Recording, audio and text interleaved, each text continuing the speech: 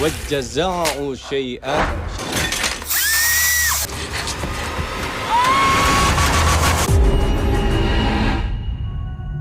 তো হ্যালো বন্ধুরা, কেমন আছেন সবাই? আশা করি সবাই ভালো আছেন। Welcome back to my YouTube channel mystery movie series. আজকে আমি যে মুভিটি এক্সপ্লেন করতে যাচ্ছি তার নাম মুনকার। তাহলে চলেন আজাইরা ইন্ট্রো গল্প বাদ দিয়ে মুভির মূল কাহিনীতে প্রবেশ করা যাক। তো কাহিনীর শুরুতে আমরা একটি ইসলামিক বোর্ড গার্ল স্কুল দেখানো হয়। সেখানে কিছু স্টুডেন্ট থাকে।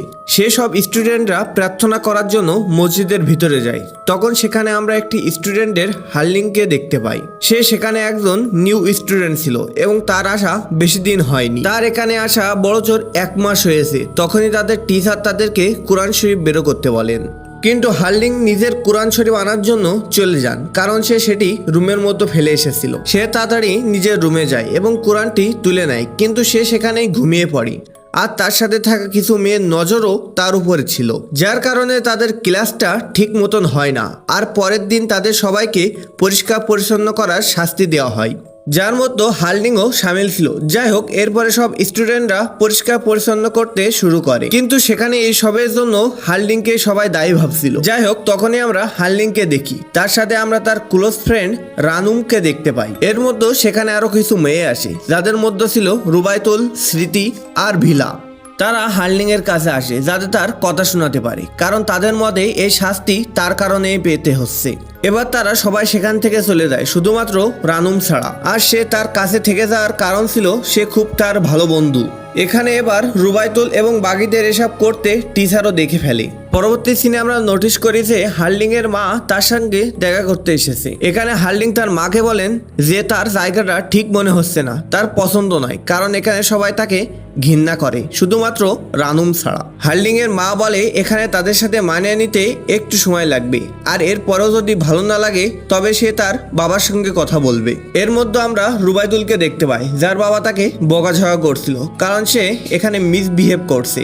এবার এখানে তার বাবা এই কথা নিশ্চয়ই তার টিচারের কাছে জানতে পেরেছে। এরপরে পরবর্তী সিনে আমরা দেখি সেখানে আমরা হার্লিং এর মাকে নিজের বাড়িতে দেখি। সেখানে সে নিজের স্বামীর সঙ্গে এই বিষয় নিয়ে কথা বলছে যে হার্লিং এর ওখানে একটুও ভালো লাগছে না। তো তারা কি তাকে বাড়ি নিয়ে আসতে পারে? তার উপরে তার বাবা বলেন যে এখনো তার যাওয়ার কয়দিন মাত্র হয়েছে, এখন তো মোট 1 মাস কেটেছে, আরো ধীরে ধীরে ওখানে থাকতে থাকতে তার অভ্যাস হয়ে যাবে। এদিকে আমরা হার্লিংকে দেখতে পাই যে রানুমের সাথে ছিল। রানুম পড়ার জন্য মসজিদের দিকে যাচ্ছিল, আর হালিম নিজের রুমে থাকার কথা ছিল। তো যাই হোক, এখানে রানুম চলে যায়, যার পর হালিম নিজের হিসাব ইস্ত্রি করতে শুরু করে। তখনই সেখানে রুবাইতুল আর ডিলারকে দেখতে পাই। এখানে রুবাইতুলের মনে হচ্ছিল হার্লিং তার ব্যাপারে টিচারকে সবকিছু বলেছে, যার ফলে টিচার রুবাইতুলের বাবাকে সবকিছু জানিয়েছে। কিন্তু এমনটা ছিল না, টিচার এই সবকিছু নিজের চোখেই দেখেছিল। হার্লিং বলে যে সে কাউকে কিছুই বলেনি, কিন্তু তারা দুইজনে কথা বিশ্বাস করতে চায় না এবং তার উপরে অত্যাচার শুরু করে। অত্যাচারের মাঝে গরম ইস্ত্রি দিয়ে হার্লিং এর হাতও পুড়ে যায় এবং সেখান থেকে সে পালাতে শুরু করে। রুবাইতুল আর ডিলার তার পিছু নিতে শুরু করে এবং ফাইনালি তাকে ধরেও ফেলে। তারা তার হাত ডিটারজেন্ট দিয়া পানির মধ্যে ডুবিয়ে দেয়, যাতে তার হাত খুব বেশি পুড়ে যেতে শুরু করে, যার পর তার উপরে ঠান্ডা পানিও ঢেলে দেয়। কিন্তু এখান থেকে সে পালিয়ে যায় এবং তারা দুইজন তার পিছন নিচ্ছিল। কিন্তু পালাতে গিয়ে হার্লিং তখন সেখানে পড়ে যায় এবং তখনই সেখানে একটি গাড়ি চলে আসে, যার ফলে সেখানে অ্যাক্সিডেন্ট হয়ে যায়। যার পরের সিন হাসপাতালে শিফট হয়। সেখানে হার্লিংকে দেখানো হয় তার বাপ মা এসেছে। হার্লিং এর বাবা হার্লিং এর হাত দেখে যা পুড়ে গিয়েছিল, আর এটি দেখে তিনি বুঝে যান হার্লিং এর সাথে নিশ্চয়ই কোনো খারাপ কিছু হয়েছে। আর তাই তিনি বাইরে গিয়ে স্কুল স্টাফদের উপরে রাগ দেখাতে শুরু করেন, কারণ তার বাচ্চা বুলি হচ্ছিল, কিন্তু কেউ তার উপরে ধ্যান দেয়নি। পরবর্তী সিনে আমরা এদিকে রুবাইতুলকে দেখি। সে ক্লাস শেষ হয়ে রামনের সাথে দেখা করতে যায় এবং তার সঙ্গে হার্লিং এর সাথে দেখা করার কথা বলে, কারণ কোথাও না কোথাও তার মনের ভিতরে একটি গিল্টি ফিল হচ্ছিল। তখনই আমাদের আবার হার্লিংকে দেখানো হয়, যার হার্টবিট বন্ধ হয়ে যায় এবং আমাদের শক দেওয়া হয় যে হার্লিং মারা গিয়েছে। এবার এখান থেকে সিন 1 সপ্তাহ পরে শিফট হয়। সেখানে আমরা রামুন, রুবাইতুল এবং বাগিদের কাপড় শুকাতে নোটিস করি, কিন্তু তখনই আশ্চর্যভাবে তাদের সামনে হার্লিং চলে আসে এবং সে জীবিত ছিল। এই বিষয়টা বেশ অদ্ভুত ছিল, কারণ শেষবার যখন আমরা হার্লিংকে দেখেছিলাম তখন সে প্রায় শেষ হয়ে গিয়েছিল, তার হার্টবিট ছিল না। তো যাই হোক, হতে পারে বেঁচে গিয়েছে। এখন 1 সপ্তাহ পর সে এখানে তার সামনে দাঁড়িয়েছিল, তাকে দেখে রামন তো তাকে জড়িয়ে ধরেছিল। অন্যদিকে আমরা টিচারদের দেখি যারা হার্লিং এর ব্যাপারে কথা বলছিল যে সে ফিরে এসেছে আবার। তাদের তাকে জিজ্ঞেস করা উচিত যে আসলে সেখানে কি হয়েছিল। এবার এখানে একজন টিচার আন্দাজ করেন যে নিশ্চয় তার ক্লাসে কোনো একটি স্টুডেন্ট তাকে বুলি করেছে এবং তাদের এই বিষয় নিয়ে তাকে জিজ্ঞেস করা উচিত, কিন্তু ওখানকার থাকা প্রিন্সিপাল উমাইয়াও এটা করতে বারণ করেন, কারণ এর ফলে নাকি স্কুলের রেপুটেশন খারাপ হতে পারে। এরপর সমস্ত স্টুডেন্টরা প্রে করার জন্য অ্যাসেম্বলিতে বসেছিল, সেখানে হার্লিংও বসেছিল, যে প্রিন্সিপাল ইয়াওকে ঘাড় গুঁজে দেখছিল, আর এটি দেখে ইয়াও তার থেকে নজর সরিয়ে নেয়। কিন্তু তখনই হার্লিং হুট করে তার কাছে আসে এবং তাকে হুট করে উইশ করে, কিন্তু সেই মুহূর্তে আচমকা সে গায়েব হয়ে যায়। আর এখন ইয়াওকে ঘাবড়াতে দেখে সেখানে টিচার ইন্দ্রি আসে। এরপরে সিন চেঞ্জ হয়, সেখানে আমরা রুবায়তুল, সিটি আর ডিলারকে দেখি যারা একা বসেছিল এবং তাদের সামনে হার্লিংও বসেছিল এবং সে তাদের দিকে এক নজরে তাকিয়েছিল। একটা বিষয় লক্ষ্য করা যায় যে হার্লিং এর অ্যাক্সিডেন্ট হওয়ার পর থেকে তার ব্যবহার অনেকটাই বদলে গিয়েছে এবং সে বেশ ক্রিপি বা ভীতিকর টাইপের হয়ে গিয়েছিল। তখনই সেখানে রামন আসেন, যাকে রুবায়তুল নিজের কাছে ডাকতে শুরু করে, কিন্তু সে গিয়ে হার্লিং এর বাসায় গিয়ে বসে। এখানে রামন হার্লিংকে জিজ্ঞেস করে সেদিন তার সঙ্গে কি হয়েছিল, কিন্তু তাকে সে কিছুই বলে না। এরপর রাতে সিটি আর রুবায়তুল বাথরুমে যায়, সেখানে গিয়ে দুইজন আলাদা হয়ে গিয়েছিল, কারণ কোথাও না কোথাও তারা হার্লিং এর ভয়ে ছিল। এখানে রুবায়তুল কিছু অদ্ভুত আওয়াজ শুনতে পায় আর স্মৃতি অন্য রুমে চলে গিয়েছিল। সেখানে রুবায়তুল তার কাছে গিয়ে দেখে স্মৃতি পজেসড অবস্থায় ছিল। সে রুবায়তুলের উপরে হামলা করে দেয়, যার ফলে সেখান থেকে পালিয়ে যায় এবং তখনই সে গিয়ে ওখানে টিচার উস্তাদ ঘানিয়ার দরজায় ধাক্কা দিতে শুরু করে। কিন্তু এতটুকুর মধ্যে স্মৃতি সেখানে এসে রুবায়তুলের উপর আবার হামলা করে দেয় এবং সে বলে যে পাপ তারা করেছে সে পাপের শাস্তি তারা পাবে। তখনই ঘানি বাইরে আসে এবং স্মৃতির পজেসড অবস্থায় দেখা যায়, আর সে স্মৃতির উপরে ইসলামিক প্রার্থনা পড়তে শুরু করে।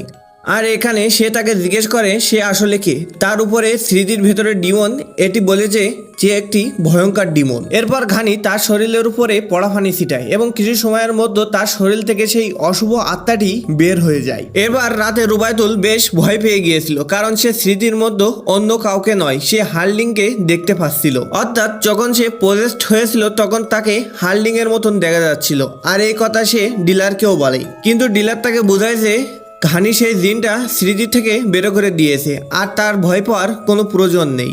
এর পরের দিন সকালে স্মৃতি রানু আর ডিলারের সাথে থাকে, তখনই সেখানে টিচার ইন্দ্রা আসে, যে স্মৃতির কাছে তার খোঁজ নেয়, সাথে সাথে তার কাছে রুবায়তুল সম্পর্কে জিজ্ঞেস করছিল, যার মধ্যে সে জানায় সে নিজের রুমের মধ্যে আছে। যাই হোক, এখানে তারা চারজন রুবায়তুলের কাছে যায়, কিন্তু রুবায়তুল স্মৃতির জায়গায় হার্লিংকে দেখা যাচ্ছিল।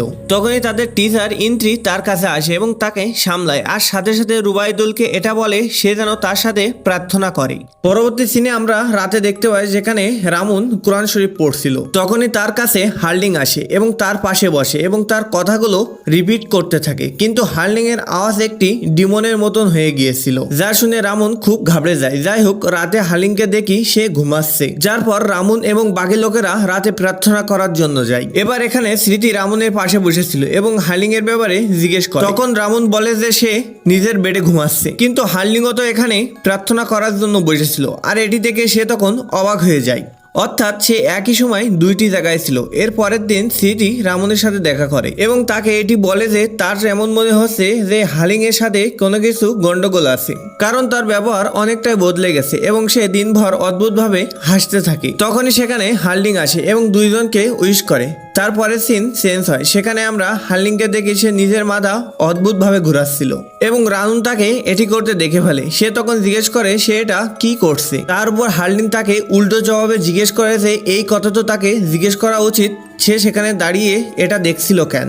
এরপর রাতে আমরা রুবায়তুলকে দেখতে পাই, সে রামুর সাথে ছিল। আসলে রুবায়তুল প্রার্থনা করতে উঠতে চাইছিল, কিন্তু তার ভয় লাগছিল, আর তাই সে রামুকে সাথে নিয়ে এসেছিল ভয় না পাওয়ার জন্য। তখনই রুবায়তুল তাহাজ্জুদের নামাজ পড়তে শুরু করে, কিন্তু এর মধ্যে রানু হার্লিংকে দেখতে পায়, যা দেখে সে তার পিছু নিতে শুরু করে। এদিকে রুবায়তুল সেখানে তাহাজ্জুদ নামাজ আদায় করছিল। ওখানকার থাকা লাইটগুলো আচমকা বন্ধ এবং চালু হতে শুরু করে, কিন্তু তখনও রুবায়তুল নামাজ থামায় না। এদিকে রানু হার্লিং এর পিছু করতে বেশ দূরে চলে এসেছিল।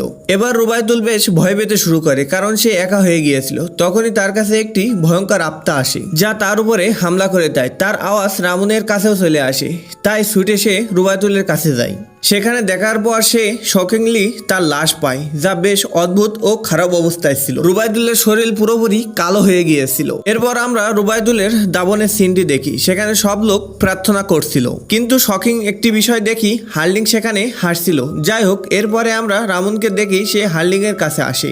এখানে রানুম তাকে জিজ্ঞেস করে সে গত রাতে কোথায় ছিল। এর উপর সে বলে সে নিজের রুমেই ছিল। এখানে রানুমকে সে জড়িয়ে ধরে, যার পর সে সেখান থেকে চলে যায়। তখন তার কাছে স্মৃতি আসে এবং তাকে জিজ্ঞেস করে সে কি তার রুমমেট হতে চাইবে।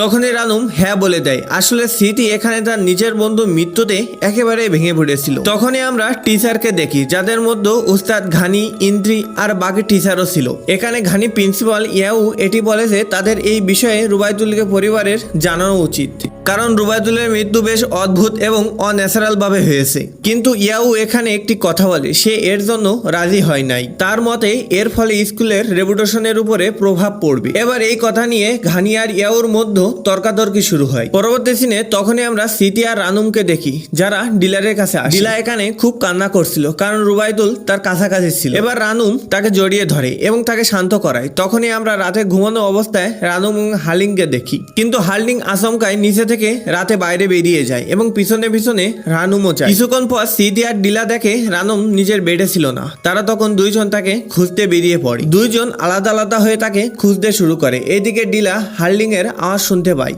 যে তাকে সালাম দেয়, যার ফলে ডিলার ভয় পেয়ে যায়। কিন্তু তখনই তার সামনে আরো একটি হার্লিং চলে আসে, যা বেশ ক্রিপি দেখাচ্ছিল। তখনই সেখানে রানুমও চলে আসে এবং সে আচমকা গায়েব হয়ে যায়। সেখানে রানুম স্মৃতির ব্যাপারে ডিলারের কাছে জিজ্ঞেস করে। সে তখন জানায় সে তাকে খুঁজতে গিয়েছিল। তখন এটা শুনে রানুম তখন বুঝতে পারে এখানে কোনো কিছু গড়বড় আছে, আর তাই এখানে ডিলার রানুকে ঘানিকে ডেকে আনার জন্য বলে এবং সে নিজেই স্মৃতিকে খুঁজতে বেরিয়ে পড়ে। তখনই আমরা স্মৃতিকে দেখি, যাকে সেখানে হার্লিং এর আওয়াজ আসছিল এবং তার সামনে খুব ভয়ঙ্কর অবতার চলে আসে, যা থেকে স্মৃতি দৌড়াতে শুরু করে এবং সেই জায়গায় পৌঁছে যায়। সেখানে সবাই প্রার্থনা করত। স্মৃতি দেখে সেখানে প্রচুর স্টুডেন্ট প্রার্থনা করছে, আর তাই সে স্বস্তির নিঃশ্বাস ফেলে। কিন্তু সে যা দেখছিল রিয়েল ছিল না, বরং তাকে সব হার্লিং দেখাচ্ছিল। এবার তখনই একটি কাপড় স্মৃতির উপরে আসে, কিন্তু সঠিক সময় থাকতে রানুম সেখানে চলে আসে এবং যে সব লোক স্মৃতি দেখছিল সব লোক তখন গায়েব হয়ে যায়। এখানে স্মৃতি ডিলারের ব্যাপারে রানুম কাছে জিজ্ঞেস করে। তখন রানুম জানায় সে ঘানিকে ডাকতে গিয়েছে। তখন দেখি ডিলাকে ঘানির দরজায় নক করছিল। তখনই দরজা নিচ থেকে খুলে যায়, সে ভিতরে যায়। সে তখন ঘানিকে ঘুমান্ত অবস্থায় দেখতে পায়। সে তাকে ওঠাতে শুরু করে। তখনই তার পিছনে হার্লিং চলে আসে। ডিলার পিছন ঘুরলে সে সাথে সাথে গায়েব হয়ে গিয়েছিল এবং সাথে সাথে ঘানিও গায়েব হয়েছিল। অর্থাৎ এখন পর্যন্ত যে সবকিছু দেখছিল সবকিছুই ছিল হ্যালুসিনেশন, যা হার্লিং তাকে দেখাচ্ছিল। এখন ডিলা ভয় পেতে শুরু করে এবং সেখান থেকে দৌড়াতে শুরু করে, কিন্তু তখনই দরজা নিচ থেকে বন্ধ হয়ে যায় এবং এখানে সে দরজা পিটাতে শুরু করে, যার আর্তনাদ ইন্দ্রির কাছেও আসছিল। তখনই সে গিয়ে প্রিন্সিপাল ইয়াউকে উঠায়। এবার দুইজনে ডিলার খোঁজার জন্য যায়, কিন্তু কোথাও তাকে খুঁজে পায় না। কিন্তু অনেক খোঁজার পর তারা ডিলার লাশ পায় মসজিদের ভিতরে, যেখানে আগে রুবাইদুলের লাশ পাওয়া গিয়েছিল, যা ঠিক তেমন অবস্থার মধ্যে ছিল যেমনটা রুবাইদুলের সাথে হয়েছিল। এটি দেখে সমস্ত স্টুডেন্টদের এক ঘরের মধ্যে ডাকা হয়, যাতে আজ রাতেই সকল স্টুডেন্টরা একসাথে থাকতে পারে, যার ফলে তারা সবাই সেফ ফিল করবে।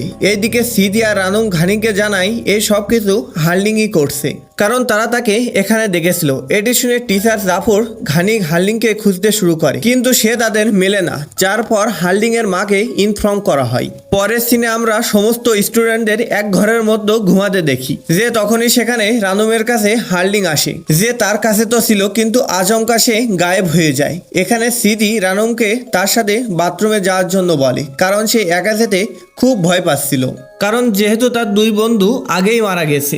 এরপর স্মৃতি বাথরুমে যায় এবং রানুম বাইরে তার জন্য ওয়েট করছিল। তখনই স্মৃতি কিন্তু অদ্ভুত সব আওয়াজ আসতে শুরু করে। কিছুক্ষণ পর স্মৃতি বাথরুম থেকে বেরিয়ে রামুকে না জানিয়ে কোথাও যেতে শুরু করে।